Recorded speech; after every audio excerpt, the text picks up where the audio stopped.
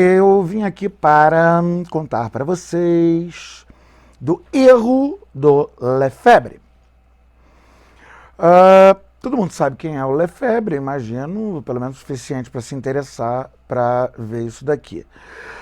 O Lefebvre, ele é um padre francês, que foi feito bispo, depois arcebispo de Dakar, no Senegal, lá na África. Participou do Concílio Vaticano II, assinou os documentos, renegou os documentos e depois atrapalhou tremendamente toda a recuperação da grande confusão pós-conciliar.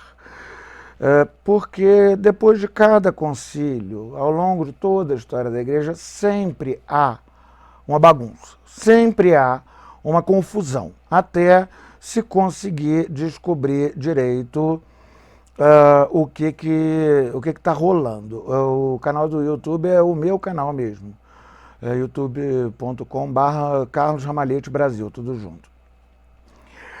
Então, ele nasceu em 1905 e foi ordenado em 1929, primeiro como padre diocesano, depois ele entrou para os padres espiritanos, que são os padres missionários, que o irmão dele já era missionário espiritano, ele tinha estudado com os espiritanos, então acabou entrando para essa congregação missionária. E em 47 ele foi sagrado bispo. O pai dele, isso é uma coisa bastante interessante, o pai dele foi um herói. O pai dele, René Lefebvre, ele lutou contra os alemães, tanto na Primeira Guerra Mundial quanto na Segunda Guerra Mundial, como membro da resistência francesa. Na Segunda Guerra Mundial, os nazistas o prenderam em 1942, quer dizer, o filho já era padre há um tempão, e o condenaram à morte. Ele foi assassinado no campo de concentração nazista de Sonnenburg, depois de ter passado um ano sendo torturado. Ninguém nunca encontrou o corpo do heróico René Lefebvre, pai do Marcel Lefebvre, que é o cara de quem a gente está falando. Por que eu estou lembrando do heroísmo do pai dele? Porque o pai dele foi um herói antinazista. E, infelizmente, o próprio Lefebvre, filho, por conta das más influências ainda no seminário, ele acabou se aliando aos aliados dos caras que mataram o pai dele. Ele, o Lefebvre, padre de quem a gente está falando, a família dele tem um monte de sacerdotes, de freiras, de coisas, uma família muito tradicionalmente católica, e, inclusive, é uma coisa bastante interessante a gente observar que ele tinha um primo, cardeal, que era o cardeal Joseph Charles Lefebvre, que nasceu antes dele, 12 anos mais velho do que ele, e morreu em 73, quer dizer, durante aquela confusão toda e concílio, etc., tinha dois bispos Lefebvre no concílio, um deles era cardeal, o outro era arcebispo. Esse primo dele estava ali. Depois a gente vai reparar também numa coisinha interessante, num detalhe dessa coisa de cardinalato, etc. Mais tarde talvez a gente toque nisso. Eu faço um pequeno parênteses para explicar para as pessoas que não conhecem a história da Igreja no século XX ou da França no século XX, uma dessas figuras bizarras, que é o Charles Maurras, se escreve Maurras, que nasceu em 1868 e faleceu em 1952. Ele, durante a Segunda Guerra, esse Maurras, que era um intelectual, a princípio católico, né, ele apoiou o Marechal Pétain, que era o líder da parte da França, que se aliou aos nazistas, mandou um monte de gente inocente para morrer na Alemanha, por serem judeus ou por qualquer outra coisa que os alemães não gostassem desse. O Maurras dizia que estar do lado dos aliados na Segunda Guerra era uma coisa moralmente errada. Ele era líder de um movimento chamado Action Française, Ação Francesa, que já existia, ele pegou o movimento já funcionando, mas foi ele que lhe deu o maior impulso. Esse movimento, e aí isso é muito importante a gente entender, porque isso depois vai ter consequências muito sérias. Esse era um movimento modernista de direita. A base do movimento era o positivismo de Comte, que é basicamente a mesma base filosófica do modo de ver o mundo dos militares brasileiros. Eles são positivistas, né? Quer dizer, aquela coisa de ordem e progresso, aquele esquema todo, que achava que a humanidade estava evoluindo, aquele papo furado modernista básico. A Action Française, ela foi condenada justamente por ser um movimento modernista de direita, que colocava a política, o nacionalismo, acima mesmo da igreja. Ela foi condenada por Pio XI em 1926. Cumpre observar, voltando aqui, que o Marcel Lefebvre foi ordenado sacerdote em 29, quer dizer, 3 anos depois da condenação da Action Française.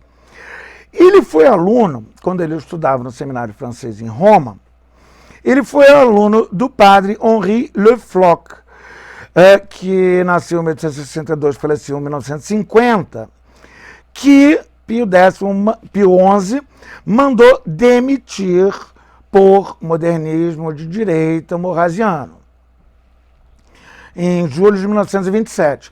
Na mesma leva em que Pio XI combatia o modernismo da Action Française, que era um modernismo de direita, o cardeal Bilot também foi demitido da Universidade Gregoriana.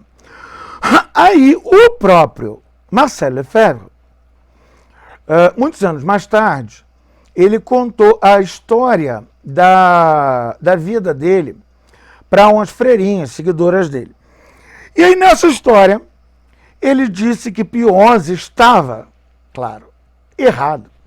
O Papa está errado, eu estou certo. Vocês veem que já é um pensamento recorrente.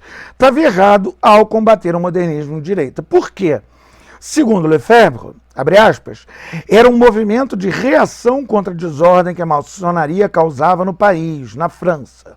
Uma reação sã, definitiva, um retorno à ordem, à disciplina, à moral cristã. O fato de o Santo Padre o ter condenado foi contrário à ordem e cortou os braços da contra-revolução. Quer dizer, esse negócio de o Papa está errado e o certo sou eu, já era uma noia que ele tinha desde bastante antes, como se pode ver, né? E a Fraternidade São Pio X, que ele inventou, ela tem uma formação maurrasiana. O antigo superior-geral da Fraternidade na Bélgica, o padre Olanier, uma vez afirmou o seu orgulho de ter sido formado na escola maurrasiana. Quer dizer, o cara tinha orgulho de ter sido formado na escola do modernismo de direita francês. A própria fraternidade faz peregrinações ao túmulo do Marechal Pétain, que era o líder da parte da França subordinada aos nazistas, né, basicamente o aliado dos caras que mataram o pai do Marcel Lefebvre. Ou seja, ele acabou tomando por pais filosófico-teológicos os inimigos, os caras que o pai de verdade dele morreu combatendo. Os caras que botaram o pai dele num campo de concentração. Inclusive, um dos maluquinhos que ele sagrou bispo ilicitamente, o Williamson, foi um escândalo danado, porque logo depois de ter sido retirado da excomunhão, a gente deve tocar nisso mais tarde, apareceu uma entrevista que o Williamson tinha dado pouco antes, em que ele nega a existência do Holocausto, das câmaras de gás, etc. E já há muitas histórias contadas por muita gente de o Williamson mandar os alunos dos seminários de casas que ele era chefe assistirem a vídeos de propaganda nazista e achava aquilo legal, achava aquilo bonito, quer dizer. Basicamente acabou que o coitado Lefebvre se enfiou junto com o pessoal que basicamente assassinou o próprio pai. Essa história de problemas paternos é realmente grave. Mas, como o tempo urge, pulemos para o Concílio Vaticano II, que foi aberto em 11/9/62 por João XXIII, sendo concluído por Paulo VI no dia da Imaculada de 65. No concílio havia uma organização chamada o Cetus Internationalis Patrum, que era uma união internacional de padres, que contava com o Lefebvre, com Dom Antônio de Castro Maier, bispo de Campos. O Lefebvre estava lá como superior geral dos espiritanos. Dom Antônio como bispo de Campos. Dom Geraldo de Proença Sigô, arcebispo de Diamantina. José Maurício da Rocha, bispo de Bragança. Eram as lideranças. Esses três brasileiros e o Lefebvre, e também cerca de 250 outros padres conciliares. O padre conciliar é, como se diz, o bispo que faz parte de um concílio, tá, gente? Não é só padre, é bispo também.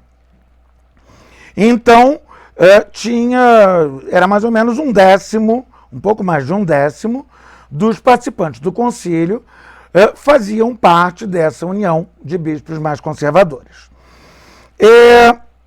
O Lefebvre, propriamente dito, na hora da votação do esquema final do que acabou sendo o documento Dignitatis Humanae, que trata da liberdade religiosa, ele foi um dos 70 padres conciliares, em 2.308 padres, que votaram contra.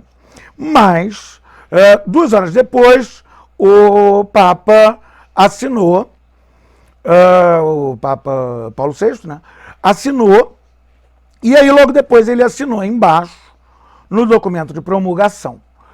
E junto com a assinatura, ele, Dom Castro Maier, pelo menos, né, junto com a assinatura na Dignitatis Humanae, ele assinou também a Gaudium et Spes, sobre a Igreja no Mundo Moderno, o Agente, sobre a atividade missionária, e a Presbyterorum Ordinis, o decreto sobre o ministério e a vida dos padres. E depois do concílio, então, tem alguém aqui falando que João XXIII, no seu leito de morte, disse: parem o concílio, parem o concílio. Olha, pode até ser, não duvido. Não duvido, porque o troço virou uma bagunça. Assim, tinha uns esquemas pré-conciliares prontos, feitos ao longo de anos, tendo sido super bem preparados. Chegou lá, a galera do norte da Europa tacou tudo no lixo. E substituiu, começou a inventar coisas na hora. E realmente a coisa meio que saiu legal dos limites. Então, essa história, eu não tenho como dizer se ela é verdadeira ou falsa, creio que ninguém tenha, mas algum sentido ela faz. O concílio, Eu falei que ele acabou no final de 65. Mas já durante o concílio, já houve algumas modificações em função do que tinha sido pedido no concílio da liturgia. São Paulo VI, em 64, na Sacram Liturgiam, ordenou que entrasse em vigor a obrigação dada pelo concílio de que missas dominicais e missas de preceito em geral tenham uma homilia, porque antes não era obrigatório, agora é obrigatório na missa dominical e missa de preceito. Durante a semana não precisa. Além de permitir o crisma, quer dizer que durante a missa as crianças sejam crismadas. Os adultos, claro, né? Em 65, ainda São Paulo VI, na Inter Ecumenity, ele lançou uma versão nova do missal que, para muita gente, seria realmente a missa tal como o concílio pedia. Porque a zorra que a gente tem nas paróquias hoje em dia não tem nada a ver com aquilo que o concílio pediu. A gente vai ver isso daqui a pouco. A Inter Ecumenity retirou as orações ao pé do altar, né, Salmo 42, e o evangelho final, aquele comecinho de São João. Mandou cantar ou dizer em voz alta algumas orações que antes eram silenciosas, permitiu que as leituras fossem feitas em vernáculo, quer dizer, ao invés do padre fazer a leitura em latim e depois reler em português ou na língua do país, ele lê direto na língua do país, que hoje em dia, inclusive, é permitido no Missal de 62 também, né? Introduziu a oração universal, aquelas orações dos fiéis, que depois o padre encaminha para cima, por assim dizer, né? O próprio Lefebvre, ele chegou a celebrar pelo Missal de 65. Aí, vendo a confusão que já estava se armando, São Paulo VI começou a já tentar segurar, na medida do possível, a zorra. Em setembro de 65, ele escreveu o Mysterium Fidei sobre a real presença, que é um negócio que, para os maluquinhos holandeses e alemães, etc., foi uma lapada no meio da testa, porque eles queriam pegar essas noções protestantes malucas todas. De repente chega o Papa e relembra, não, peraí, aquilo lá, o Santíssimo Sacramento do altar é Nosso Senhor Jesus Cristo realmente presente, corpo, sangue, alma e santidade. Em dezembro de 65, dia da Imaculada, conclusão do Concílio Vaticano II. E aí a coisa começou, a confusão social fora da igreja começou. E isso é uma coisa que fez um mal danado. Por quê? Porque, basicamente, o Concílio Vaticano II, ele colocou a igreja em diálogo, um diálogo até otimista, com a modernidade. Que é uma coisa que, a meu ver, tem muito a ver, por exemplo, com o que ensinou São José Maria Escrivá. Era uma coisa mais nessa linha. São José Maria Escrivá, inclusive, diga-se de passagem, celebrou a missa pelo Missal Paulino uma vez, depois pediu dispensa e sempre celebrou pelo resto da vida pela forma clássica, né? Mas essa confusão foi a confusão da passagem da era moderna para a pós-moderna. Então a igreja disse, olha, vamos tratar com a modernidade. Aí pimba, a modernidade cai e sobe a pós-modernidade. E o resultado é que aquele otimismo direcionado à pós-modernidade acabou gerando uma confusão gigantesca, porque ele passou a ser direcionado a uma pós-modernidade. Ao invés de ser aquela coisa careta, etc., dos anos 50, o que aconteceu logo depois do concílio? A revolta estudantil, o movimento hippie, revolução sexual, pílulas, Cambá 4.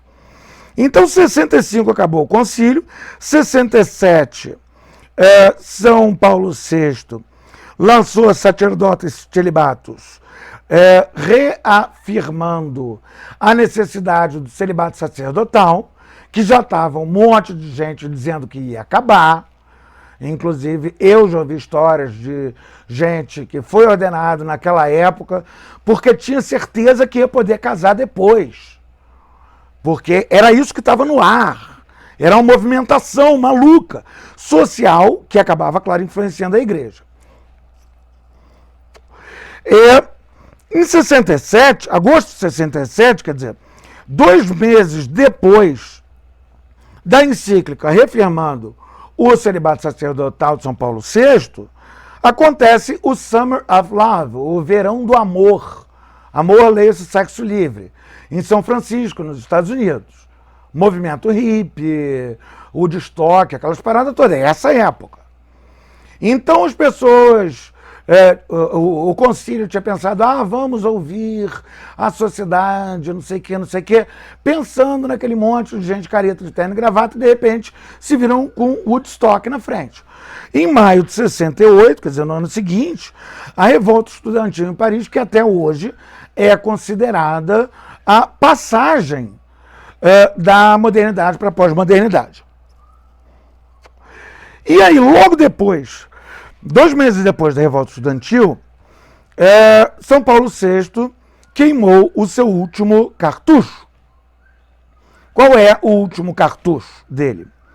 A Humanae Vitae, a encíclica proibindo a contracepção artificial, a pílula anticoncepcional. Inclusive, é uma encíclica profética. Se vocês pegarem essa encíclica, vocês vão ver que ele previu tudo o que está acontecendo. A mulher vai passar a ser tratada como um objeto sexual e homossexualismo, essa barbaridade toda. Isso tudo foi previsto pelo Paulo VI nessa encíclica. Só que o que aconteceu? Quando ele soltou essa encíclica, ninguém mais obedeceu a ele. Ponto. Ele ficou pior do que a rainha da Inglaterra, porque ela reina, mas não governa. Ele nem reinar, reinava. Para que se tenha uma ideia, os bispos, a partir desse momento, passaram a praticamente ser nomeados diretamente pelas conferências episcopais. Daí nomeações como Dom Pedro Casaldáliga, que no lugar de mitra quis usar um chapéu de palha. Esse tipo de maluquice. Mas o negócio já estava andando. Então, em 69, o Paulo VI, ainda tomado todo daquele otimismo, daquela coisa, em 69, ele promulgou o novo missal que ele tinha mandado fazer. O cara que fez o arcebispo Boini, que há quem diga que ele seria maçom e que por isso, quando o Papa descobriu que é maçom, mandou para ser anúncio apostólico na Teherã do Khomeini. Não sei. O que eu sei é que o próprio Papa Paulo VI estava super otimista e ele achava que ajudaria a trazer para a igreja os protestantes se a missa tivesse um texto que os protestantes pudessem usar nas suas denominações, como inclusive os anglicanos, de uma certa maneira, já usavam muitos documentos católicos e coisas assim. E aí ele mandou o Boini fazer isso. O Boini chamou os protestantes para ficarem lá participando de reuniões e tudo, sem direito a voto, nem a veto, mas para serem ouvidos. Mas, resultado, esse missal novo, ele foi promulgado em latim no dia 6 de abril de 69, entrando em vigor no dia 30 de novembro. No dia 30 de novembro de 69, então, entrou em vigor o texto latino. Essa passou a ser a missa normal. Por que eu digo a missa normal? Basicamente, porque em momento algum se foi dito que a missa deveria ser dita em vernáculo, no caso do Brasil, em português. Pelo contrário, até.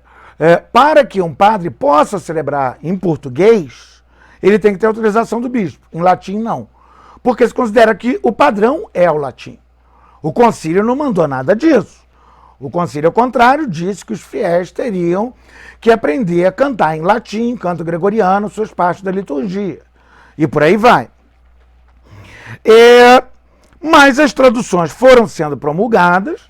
Esse horror que a gente tem no Brasil aqui foi feito por Dom Clemente Snar, né, que consegue traduzir et cum spiritu tu, e com o teu espírito, por ele está no meio de nós, que convenhamos é um prodígio tradutório fantástico.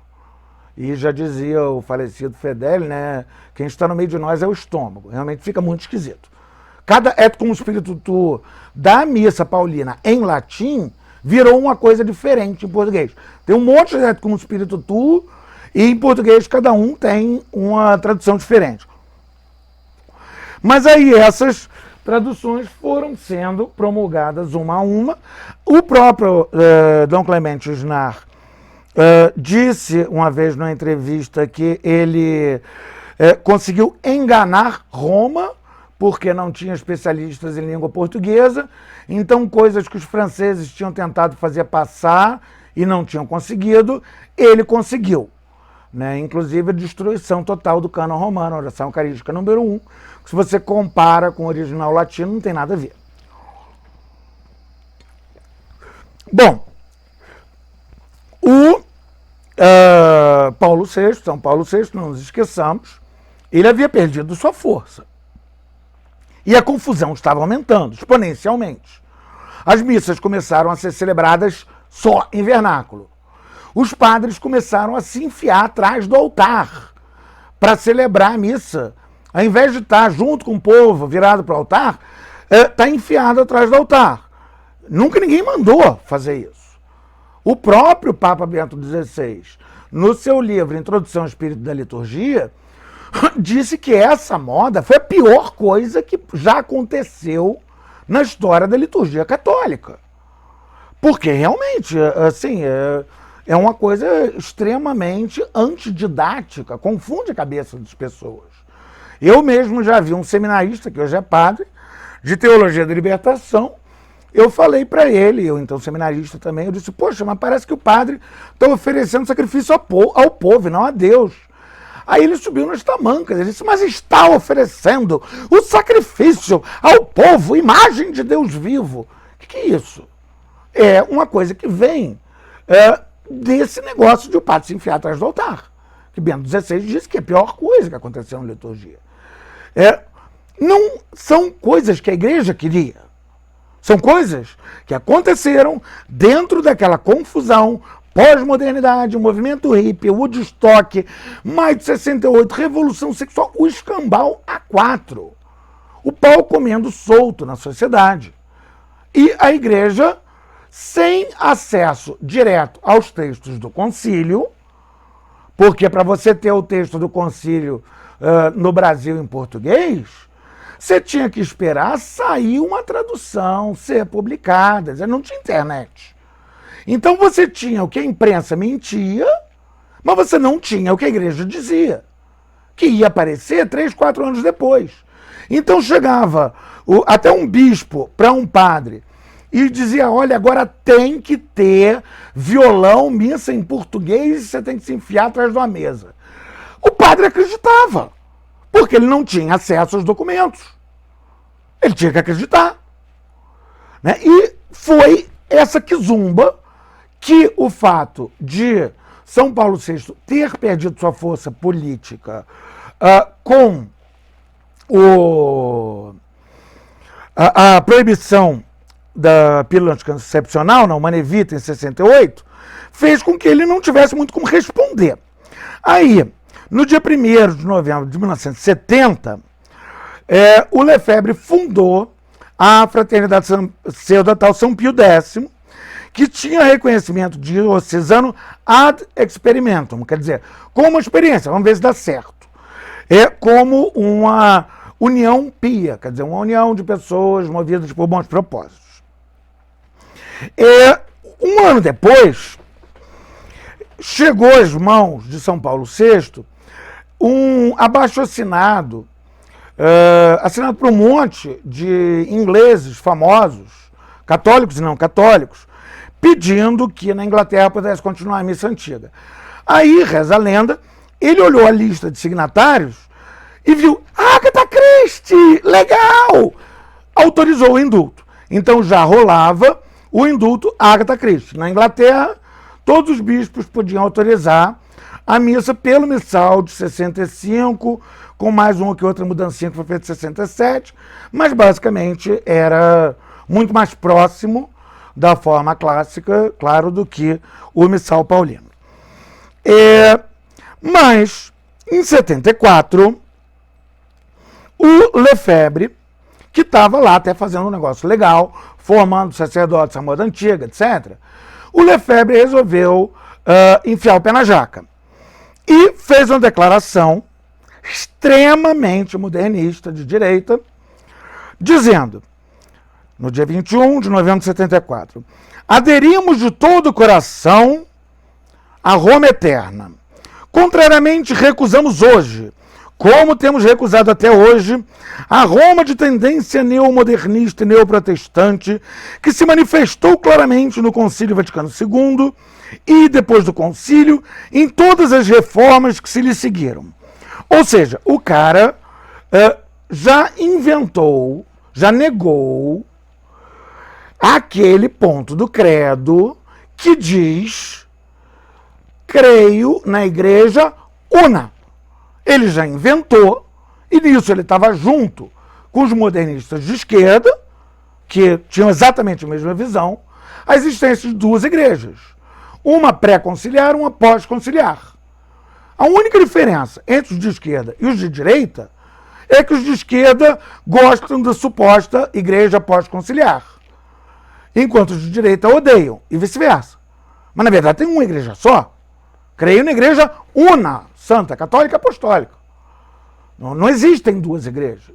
E um concílio ecumênico, que o Papa promulgou, é a forma mais solene de ensino da igreja. Então, assim, dizer que o concílio é uma nova igreja, isso já começa a ser viagem da braba. Em consequência, o bispo de Friburgo, vendo essa declaração, em pleno acordo com a Santa Sé, declarou que, numa cartinha para o Lefebvre, o senhor opôs-se tão manifestadamente ao Concílio Vaticano II e a pessoa e aos atos do sucessor de Pedro, sua santidade o Papa Paulo VI, e o senhor escreveu e disse tão frequentemente ter o apoio do bispo de Friburgo, que eu não posso mais admitir que a autoridade do bispo de Friburgo continue sendo o fundamento canônico das instituições do senhor. Esta decisão é efetiva imediatamente. Ou seja, acabou o reconhecimento canônico da fraternidade. Na prática, o que isso significa? Significa que o Lefebvre não poderia mais ordenar um padre para a fraternidade. Porque para um padre ser ordenado, ele tem que ser ordenado em algum lugar, ele tem que estar encardinado em algum lugar. Então, o bispo dele manda o que se chama uma carta de missória para um outro bispo dizendo, pode ordenar esse cara aí, é para mim. Tá tudo certo, eu conferi a papelada dele. Ou bem, não rola. Quer dizer, a pessoa ordenada pelo próprio bispo, a quem ele vai jurar lealdade, ou bem, ele é ordenado por um outro bispo, mas para o serviço do bispo dele, tendo o outro bispo recebido essa carta. O Lefebvre, em junho de 76, quer dizer, no ano seguinte, ordenou 13 padres, sem carta de missória, sem que eles tivessem a quem jurar lealdade. Padres acéfalos, como se diz, que é uma coisa proibidésima pelo direito canônico. E qual é a pena? Isso que é muito interessante. Qual é a pena que era dada pelo Código de 1917, Código de Direito Canônico, para a ordenação de um padre sem cartas de missórias? A mesma pena que era dada à sagração de um bispo sem mandato pontifício. A pena de suspensão, ou seja, a pessoa que ordenou e os que foram ordenados não podiam ministrar sacramento nenhum. Por que a pena era a mesma para padre e para bispo? Basicamente porque foi só no Concílio Vaticano II que a Igreja definiu que o episcopado é um grau da ordem. Antes, havia um debate sobre se é um grau da ordem ou se é uma jurisdição que é dada. Quer dizer, como o padre que é nomeado vigário, o pároco, ele poderia ser nomeado bispo. E é uma coisa que realmente estava em discussão. Foi o Concílio Vaticano II que cortou isso. E disse, é um grau da ordem. E, assim, possibilitou a invenção, pelo próprio Lefebvre mais tarde, de bispos de nenhures, né? O esposo sem a esposa. O bispo que não tem uma diocese. Nem mesmo uma diocese titular, que está lá num lugar, no Marrocos, que se o cara pisar lá, cortam a cabeça dele. Essa invenção foi tornada possível pelo próprio Concílio Vaticano II, quando declarou que o episcopado é um grau da ordem, não uma entrega de jurisdição. E justamente por causa disso, que no Código posterior, de 1983, já depois do concílio, passou a haver uma pena muito mais grave para a sagração episcopal sem mandato pontifício. Mas então o Papa São Paulo VI suspendeu o Lefebvre por conta dessa ordenação dos padres e dissolveu formalmente a fraternidade. O Lefebvre resolveu então pisar com os dois pés na jaca. E, numa entrevista a um jornal francês, Le Figaro, ele disse: por que romper com o Papa é entrar em cisma? Porque onde está o Papa, está a Igreja Católica. Portanto, na realidade, distanciar-se da Igreja Católica. E aí o cara tinha razão, né? Ora, aí começa a viagem. A Igreja Católica é uma realidade mística, que existe não apenas no espaço e na superfície na Terra, mas também no tempo e na eternidade. Este concílio representa, tanto aos olhos das autoridades romanas, essa é a viagem mais errada, quanto aos nossos, uma nova igreja, a que eles chamam a Igreja Conciliar. Este concílio é um concílio cismático. Ou seja, ele estava pegando os malucos modernistas de esquerda que estavam por aí e aquele papo louco deles de uma nova igreja e atribuindo aquilo ao próprio concílio, às autoridades romanas, e ainda inventando a figura fantástica de um concílio ecumênico, cujos documentos, inclusive, ele mesmo assinou todos, aprovado pelo Papa como cismático. É fantástico, é incrível. E aí a coisa foi ficando cada vez mais confusa, mas Deus Nosso Senhor mandou João Paulo II para começar a consertar a situação. Ele foi eleito a 58 anos de idade, São João Paulo II, em 16 de outubro de 78, E logo em 79, ele já lançou uma encíclica, Redemptor Hominis, sobre Nosso Senhor Jesus Cristo Redentor e a necessidade de Nosso Senhor Jesus Cristo Redentor. Já começando, né, ele foi como alguém que foi tacado em cima de um cavalo disparado, porque toda a última década de pontificado do Paulo VI, Paulo VI não tinha tido a capacidade de mandar trocar a arruela de uma pia, né? Então, João Paulo II teve que tomar esse poder. Por isso que ele pulou por cima dos maus bispos paulinos e passou aí de avião direto a tudo quanto é lado, no mundo inteiro, para falar direto com as pessoas. Assim que surgiu a internet de escada, São João Paulo II começou a botar os documentos da igreja direto na internet. Eu me lembro da minha alegria de poder pegar um documento, imprimir e levar para o meu pároco. Antes seria uma coisa que, se aparecesse, apareceria 2, 3 anos depois. Aí, em 82, no meio daquela confusão toda, né?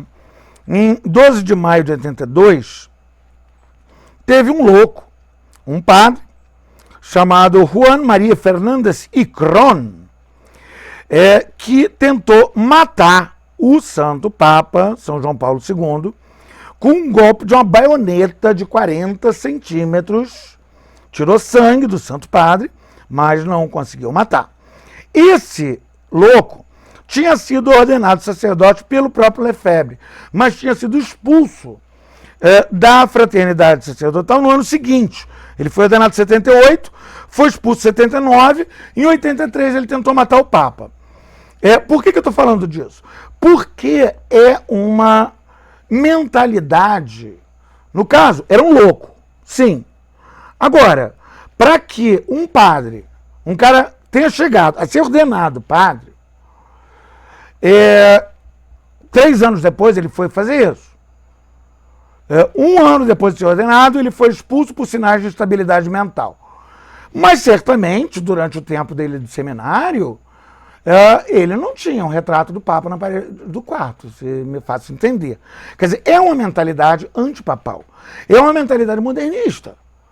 Enquanto o pessoal da teologia da libertação estava furibundo, fazendo alvo de dardos com o Papa João Paulo II, dentro da fraternidade está rolando a mesma coisa. Aí aparece um mais louco e faz isso. Não estou dizendo que Lefebvre sequer aceitaria, certamente ficou horrorizado, mas é um sinal de uma mentalidade. Aí, em 83, ainda tentando pegar as rédeas da igreja, São João Paulo II promulgou o novo Código de Direito Canônico, que, como eu lembrei, no seu cânon 1382, diz que o bispo que, sem mandato apostólico, confere a alguém a consagração episcopal e, igualmente, quem dele recebe a consagração, incorrem em excomunhão, late sententia, quer dizer, não precisa nem ser declarada, só fazer já está excomungado, reservada à sé apostólica. Ou seja, só o próprio Papa pode levantar essa excomunhão. Em 84, São João Paulo II, na Quattuorabinc Annus, permitiu que qualquer bispo autorizasse os padres a celebrar pelo missal de 62. Em 86, ele mandou que uma comissão de cardeais e bispos, chefiada pelo cardeal Ratzinger, escrevesse o novo catecismo romano. Em 87, ele escreveu Redemptoris Mater sobre a importância da Santíssima Virgem Maria. Ou seja, o que ele está tentando fazer? O que ele estava tentando fazer era botar a igreja em ordem, acabar a loucura, acabar com essa maluquice. Então vocês veem aí, nessas coisas que eu fui apontando, né, que ele fez, uma encíclica sobre o Cristo Redentor da humanidade e a necessidade, né, de Nosso Senhor para a salvação. Uma autorização para qualquer bispo autorizar os padres a celebrar. mandar escrever um novo catecismo, um outro sobre a importância de Santíssima Virgem. Ele estava tentando botar as coisas em ordem. Só que enquanto isso, o maluco do Lefebvre estava caíra já num pecado gravíssimo, o da desesperança, que é não ter esperança na ação divina. Santo Inácio diz que a gente deve trabalhar como se tudo dependesse de nós, mas confiar como se tudo dependesse de Deus. E ele não tinha essa confiança em Deus. E por não ter, ele se levantou frontalmente contra o Papa. E por se levantar frontalmente contra o Papa, ele criou uma situação em que ele pôde fazer o prodígio diabólico, o antimilagre, de associar na cabeça da maior parte da hierarquia a tradição litúrgica da igreja ao cisma, à desobediência. Uma coisa que é absurda. Quando a gente pega esse crescendo do Papa, né, ele já havia autorizado os bispos a autorizar os padres. Por quê? Porque a maior parte ainda era aqueles bispos malucos. Ele não podia ir logo de cara, de sola. Ainda era aqueles caras que as conferências episcopais enlouquecidas tinham feito bispo no tempo de Paulo VI. Mas ele fez um catecismo que basicamente acabou com todas as loucuras que apareceram, entre elas, por exemplo, o novo catecismo holandês, que é um catecismo que nega a divindade de Nosso Senhor Jesus Cristo, nega os sacramentos, nega o céu, nega o inferno, nega a virgindade perpétua da Santíssima Virgem, nega a sua Imaculada Conceição, nega a existência dos anjos, dos demônios. Aí o Papa Paulo VI disse, tem que corrigir isso. Sabe o que eles fizeram? Publicaram um livrinho à parte, dizendo, isso aqui é a carta que o Papa mandou. A coisa estava assim. Então a publicação do catecismo por São João Paulo II, mandar fazer o catecismo, do mesmo jeito, mandar fazer um novo Código de Direito Canônico, do mesmo jeito, a autorização para celebrar pela missão de 62, todas essas coisas foram feitas para tentar tomar as rédeas e diminuir aquele furdúncio, aquele fuzuê absurdo que estava. E aí, em 88, o mesmo cardeal Ratzinger, que estava lá ocupado escrevendo catecismo, fez a reunião no dia 4 de maio com o próprio Lefebvre. No dia 5 de maio, o Lefebvre e o Ratzinger assinaram. Essa declaração começava com: eu, Marcel Lefebvre, arcebispo emérito de Tulle, assim como os membros da Fraternidade Sacerdotal São Pio X, por mim fundada, prometemos perpétua fidelidade à Igreja Católica e ao Romano Pontífice, seu pastor supremo, vigário de Cristo, sucessor do bem-aventurado São Pedro, cabeça do Colégio Episcopal. Declaramos aceitar a doutrina contida no número 25 da Constituição Dogmática Lumen Gentium do Concílio Vaticano II sobre o magistério eclesiástico e adesão que lhe é devida. Acerca de certos pontos ensinados pelo Concílio acerca das reformas posteriores da liturgia do direito que nos parecem dificilmente conciliáveis com a tradição, engajamos-nos a manter uma atitude positiva de estudo e comunicação com a Sé Apostólica, evitando toda polêmica. Declaramos, além disso, reconhecer a validade do sacrifício da missa e dos sacramentos celebrados com a intenção de fazer o que faz a Igreja e de acordo com os ritos indicados nas edições típicas do Missal Romano e dos rituais de sacramentos promulgados pelos papas Paulo VI e João Paulo II. Prometemos, enfim, respeitar a disciplina comum da Igreja e as leis eclesiásticas, especialmente os contidos no Código de Direito Canônico promulgado pelo Papa João Paulo II. Aí, depois, eles ainda entraram num acordo de que seria consagrado um bispo membro da fraternidade, indicado pelo Lefebvre. E seria dada à fraternidade a forma canônica de uma sociedade de vida apostólica e seria retirada a suspensão ad vinis do Dom Lefebvre e dos outros, né, que foram ordenados depois disso, etc. Os dois assinaram, o Lefebvre e o Ratzinger. No dia seguinte, o Lefebvre voltou atrás. Dizem que palavra de rei não volta atrás, palavra de proto-cismático frequentemente o faz. E como ele já havia marcado uma festa para a consagração episcopal nova, e segundo ele a Santa Sé estava demorando muito, ele resolveu que ele ia sagrar uma galera de qualquer jeito. Aí a Santa Sé mandou um aviso formal dizendo, ó, não faça isso. Lembrem-se que vocês viram, né? Vocês assinaram aqui, pouquinho, lembra? Código de Direito Canônico. Agora não é mais suspensão só, não. A galera vai ser excomungada, olha, roubada. Mesmo assim, Dom Lefebvre e Dom Antônio de Castro Maier, eu já ouvi dizer que Dom Antônio de Castro Maier não teria sido consagrador, teria ficado sentado numa cadeira. Não sei, não me interessa. A alma dele, com Deus, bom. Eles sagraram os 4 bispos de Nenhures, né?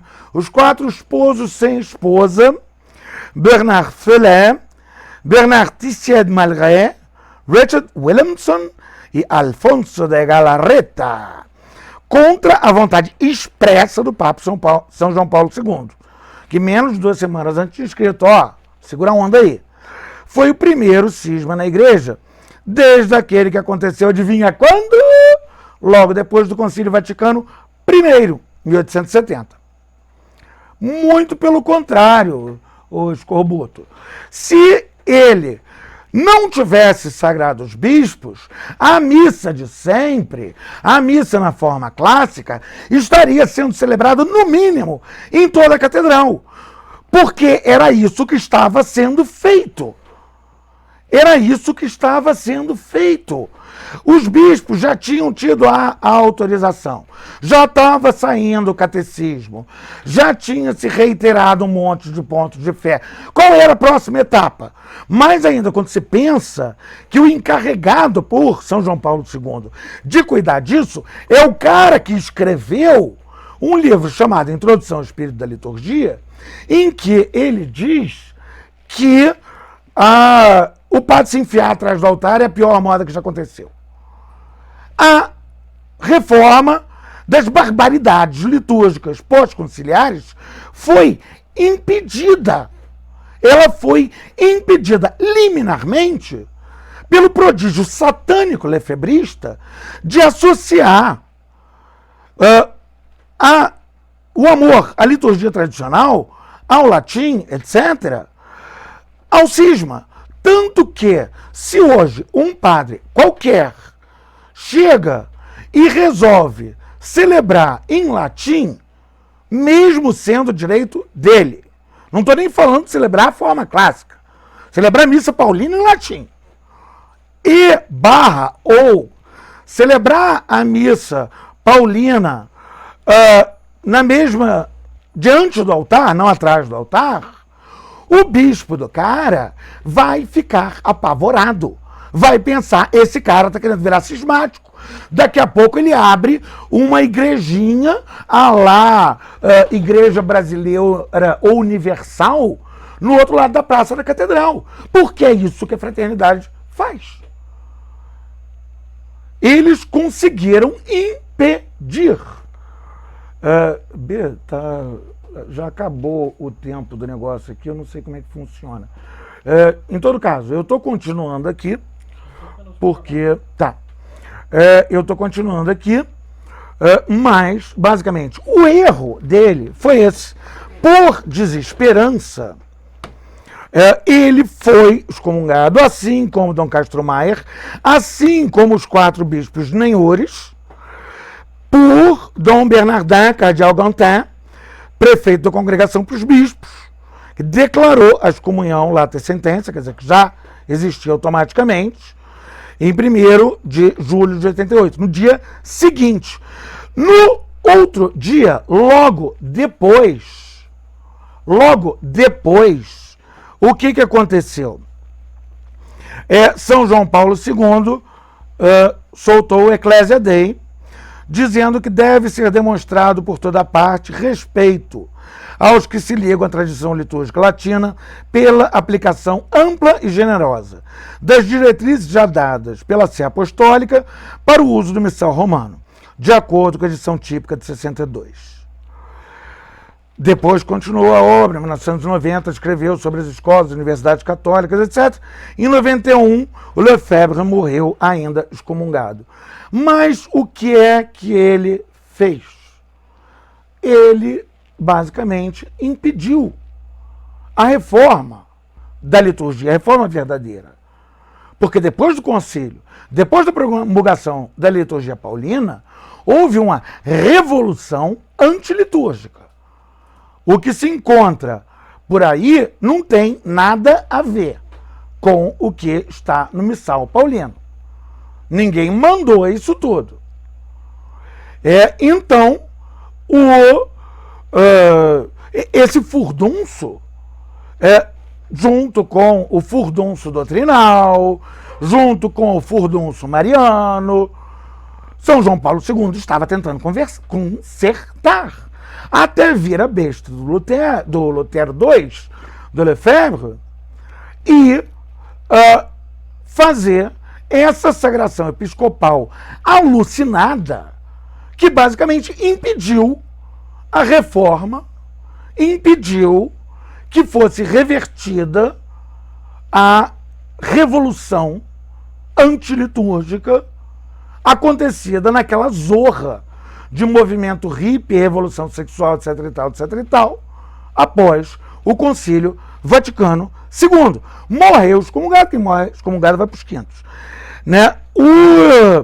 Em 91, os bispos de Nenhures, Tissier de Malraux, Galarreta e o Williamson consagraram ilicitamente Dom Licínio Rangel em São Fidélis, Campos, Rio de Janeiro, meio que para ele continuar o trabalho lá do Castro Maia. Né? No ano seguinte, São João Paulo II escreveu a Pastori da Bovodes. No mesmo ano foi promulgado o Catecismo. Depois, Imutabilidade da Moral, na Veritatis Splendor. Fé e Razão, Fides et Ratio.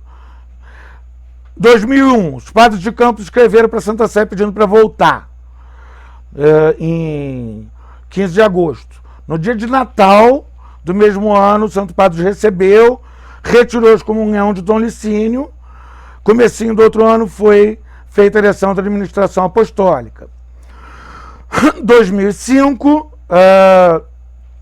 São João Paulo II faleceu, entrou o Bento XVI. 2007, o Bento XVI acabou de legalizar completamente a missa antiga, que ele disse que nunca foi abrogada, realmente não teria como, que ela é um direito dizendo que todo sacerdote latino e todo fiel tem direito aos sacramentos, breviário, etc. Os bispos foram fortemente instados a ensinar a liturgia clássica aos seminaristas e por aí vai. Então, vai acabar aqui e depois eu vou só fazer um fechamentozinho, porque realmente não dá tempo, eu recomeço o negócio e faço um fechamentozinho. Tá, voltei. Rapidamente, tinha gente aí mentindo que a excomunhão do Dom Lefebvre teria sido retirada. Isso é impossibilidade, não tem como.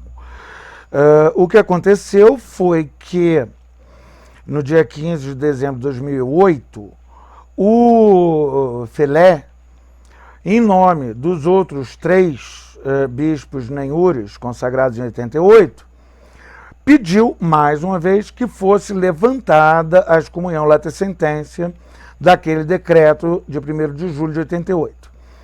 numa cartinha em que ele dizia: continuamos sempre firmemente determinados em nossa vontade de permanecer católicos e pôr todas as nossas forças ao serviço da Igreja de Nosso Senhor Jesus Cristo, que é a Igreja Católica Romana. Aceitamos seu ensino com espírito filial. Cremos firmemente no primado de Pedro e em suas prerrogativas. E é por isto mesmo que tanto sofremos na situação atual. Então, foi levantada a excomunhão dos 4 bispos de Nenhures que haviam sido sagrados em 88. E só deles, porque você não tem como levantar a excomunhão no falecido. O prefeito da congregação para os bispos escreveu, tadinho, isso em 2009, esperamos que esse passo seja seguido de rápida realização da plena comunhão com a Igreja de toda a Fraternidade de São Pio X, testemunhando ela, assim, verdadeira fidelidade e verdadeiro reconhecimento do magistério e da autoridade do Papa, pela prova da unidade visível.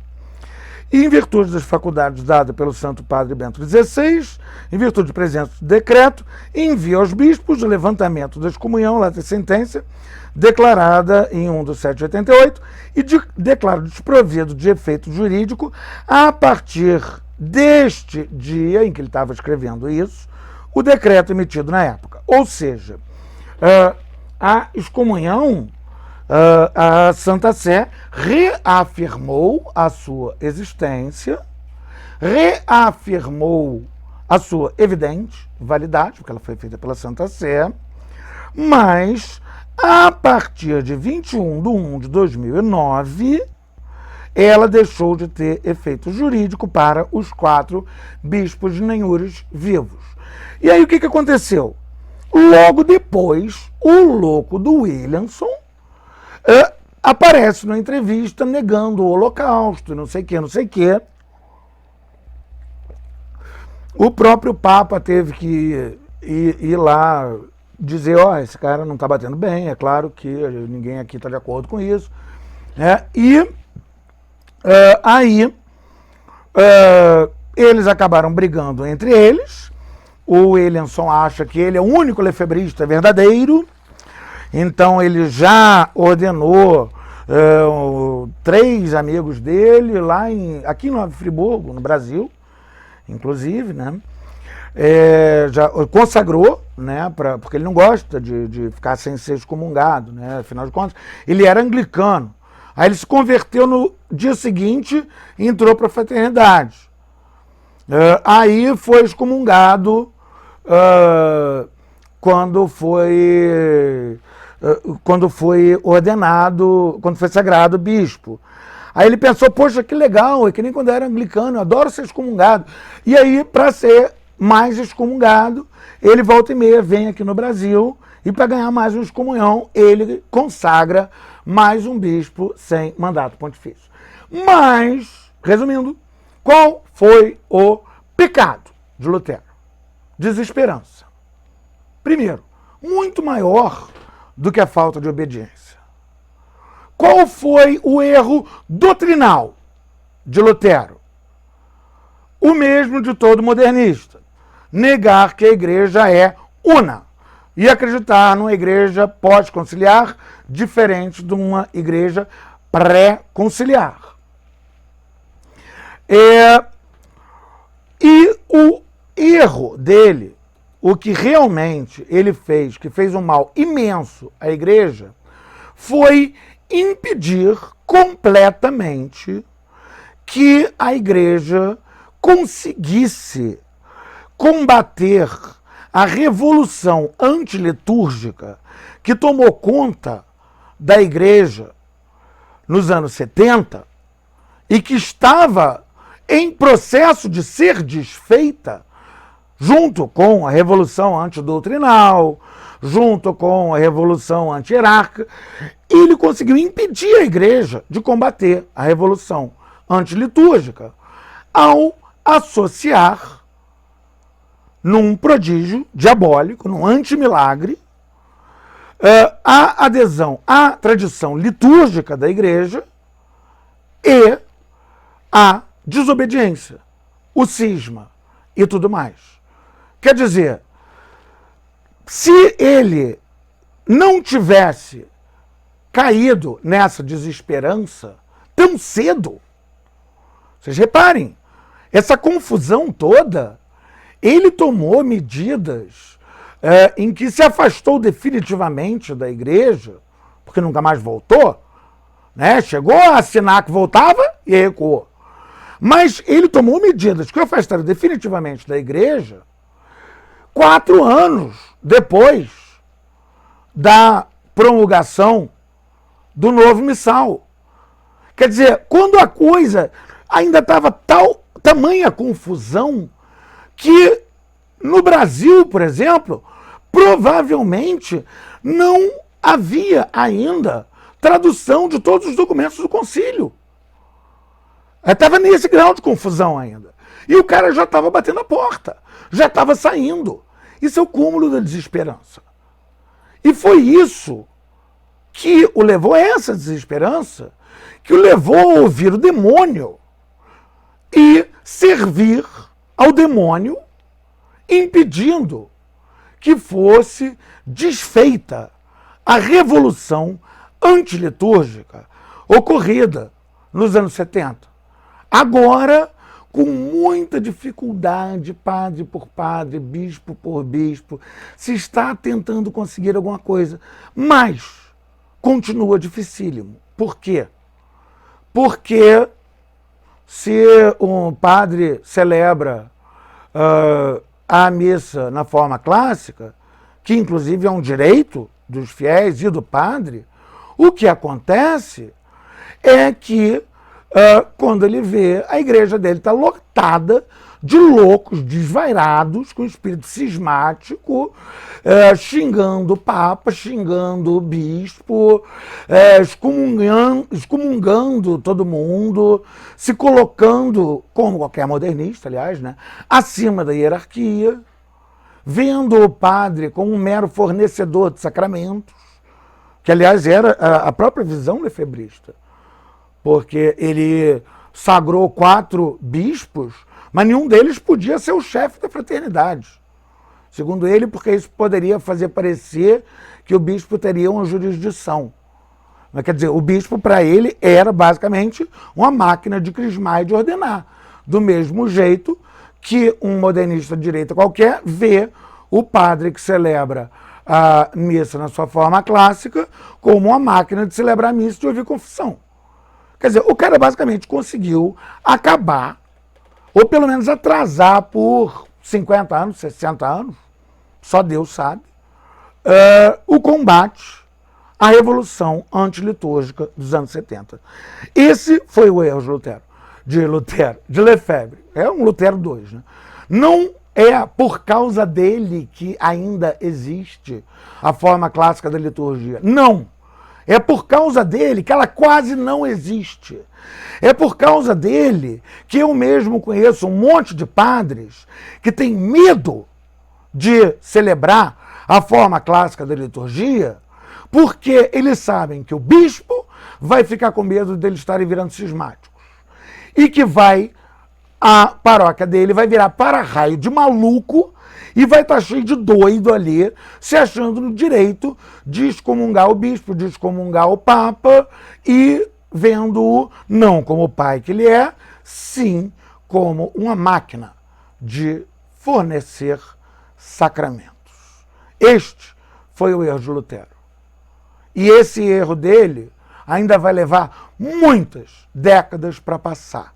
E quanto mais os seguidores dele seguirem nessa quizumba, mais tempo vai demorar. Eu já disse, digo e repito, que a melhor coisa seria o Santo Padre Francisco, que inclusive teve a gentileza de possibilitar os lefebristas ministrar validamente o sacramento da absolvição, porque eles só podiam ministrar quando a pessoa estava à beira da morte. Mas eles fingiam que podiam, então enganavam as pessoas, é complicado. Ele deu a eles faculdades de jurisdição extraordinária para isso, deu a eles, desde que o bispo local permita, a possibilidade de testemunhar matrimônio, ou o próprio pároco pode deixar, não precisa nem ser o bispo, e o que ele podia fazer de continuação, é o que eu digo, seria chegar e dizer, ó, a gente tem a Amazônia ali em cima, que tá uma bagunça. Faz uma coisa, vocês aí, ó, lefebristas todos, vão para lá. Vocês têm jurisdição ordinária lá. A Amazônia é de vocês. Por que não? O fundador deles era missionário. Por que não? Ia ser muito melhor do que ficarem roubando o fiel da igreja. Pior ainda, roubando os melhores. Roubando os que amam a tradição litúrgica da igreja. E juntando-os com um monte de loucos que se consideram no direito de excomungar o Papa, excomungar o bispo, excomungar o padre. Isso seria uma boa solução. Mas, quando será que o orgulho deles permitiria sair de cima desse muro tão confortável, em que são católicos quando lhes interessa e são cismáticos quando lhes interessa? Só Deus ou o conselheiro de seu fundador, o demônio, sabem. Muito obrigado pela atenção.